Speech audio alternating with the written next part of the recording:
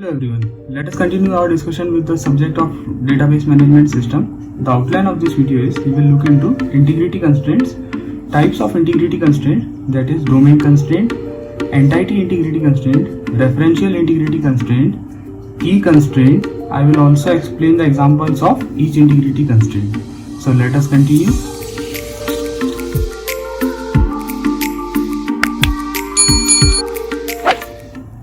Now what are integrity constraints? Integrity constraints are a set of rules. They are used to maintain the quality of information, right? Integrity constraints ensure that the data insertion, updation and other processes have to be performed in such a way that data integrity is not affected, right? You insert, update, delete, etc. All these operations are performed in such a way so that the integrity of the data is not affected or it is not harmed. Thus, integrity constraints are used to guard against accidental damage to the database, right? In short, the integrity constraints are used to guard the database against accidental damage. Types of integrity constraints. There are 4 in number: domain constraint, referential integrity constraint, entity integrity constraint, and key constraint. Now let us look at each of these one by one. Now what is domain constraints? Domain constraints can be defined as the definition of a valid set of values for an attribute, right? There is a domain in which you have to work, right? You can't go beyond that domain. For example, the data type of domain includes string, character, integer, time, date, currency, etc. The value of the attribute must be available in the corresponding domain, right? If you are working with currency, you cannot use the units which are outside of the units of currency. For example, you can use rupee, you can use dollar, you can use dirham, etc. But you cannot use hours or seconds. Whereas here in the case of date, you have to work in the domain, that is hours, minutes, seconds, right? Example is, if there is a column attribute of integer values, then we cannot put an alphabet in it since the attribute has only integer values as its domain, right? If there is a column of integers, then you simply cannot put an alphabet A in that column, right? It is beyond the domain of that particular column, right? So this is your domain constraint. You have to work in a particular domain, right? Moving on, entity integrity constraints. The entity integrity constraint states that primary key value can't be null. This is very simple. Primary key value is how you identify a particular relation, so it can't be null. This is because the primary key value is used to identify individual rows in relation, and if the primary key has a null value, then we can't identify those rows, right?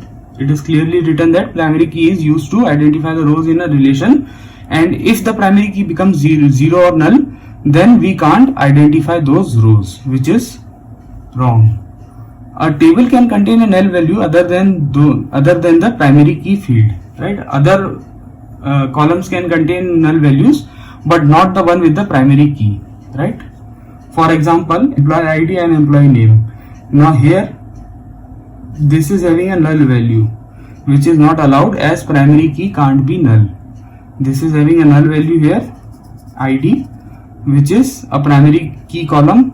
Hence, it is not allowed as primary key can't be null, right? Moving on, a referential integrity constraint is specified between two tables, right? First point which you have to remember is this referential integrity constraint is defined between two tables. In the referential integrity constraint, if a foreign key in table 1 refers to the primary key of table 2, right? If a foreign key in table 1 refers to the primary key in table 2, then every value of the foreign key in table 1 must be null or be available in table 2, right? I will explain this. These are your two tables, table 1 and table 2. These are your two tables, table 1 and table 2, right? In the first one, there is a column D number which is having 4 values, right? And this is the foreign key. This column D number is having a foreign key, and this primary key D number is in the table 2 and it has only 3 keys, 3 rows, right? So this one is 17 value is not allowed. Why is it not allowed? Not allowed because it is not defined as a primary key of table 2, and in table 1 it is defined as a foreign key. If you have defined a value in the table 1 as foreign key, then it must be defined in the table 2 as primary key, otherwise it is illegal operation and it must not be there, right?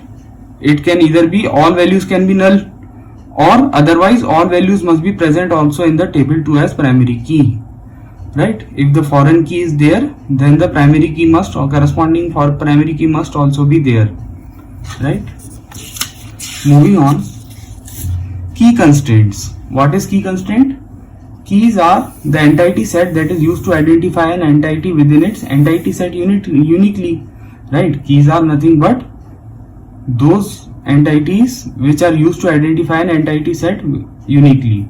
An entity set can have multiple keys, but out of which only one key will be the primary key, right? There can be multiple keys, but only one key is used to primarily identify the relation, and that is called a primary key. Here in this example, an entity set can have multiple keys, but out of which only one key will be used as the primary key. And here in this operation, since 1002 is being repeated twice, hence this operation is not allowed because all rows must be unique in a primary key column. If you found the content useful, then don't forget to click on the like button, and please subscribe to my channel for further continuation of this series in DBMS subject. And there are other topics also present on this channel in which you can explore those topics also. So thank you for watching everyone. I will see you in the next video. Take care guys.